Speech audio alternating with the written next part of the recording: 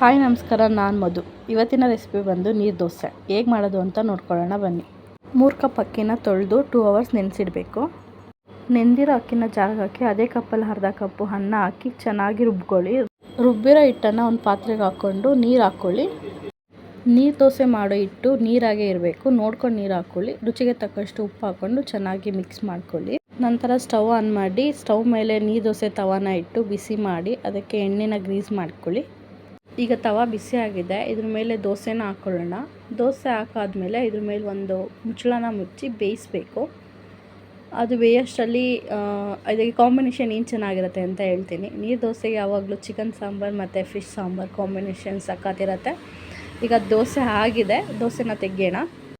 So ನೋಡಿದ್ರಲ್ಲ ದೋಸೆ ಹೇಗೆ ಬಂತು ಅಂತ. ನೀವು ಮನೇಲಿ ಒಂದ್ಸಲ ಟ್ರೈ ಮಾಡಿ ಹೇಗೆ ಬಂತು ಅಂತ ನನಗೆ ಕಮೆಂಟ್ ಮಾಡಿ. ಫ್ರೆಂಡ್ಸ್ ಆ್ಯಂಡ್ ಫ್ಯಾಮಿಲಿಗೆ ಈ ರೆಸಿಪಿನ ಶೇರ್ ಮಾಡಿ, ಹಾಗೆ ನನ್ನ ಐಡಿನ ಫಾಲೋ ಮಾಡಿ. ಥ್ಯಾಂಕ್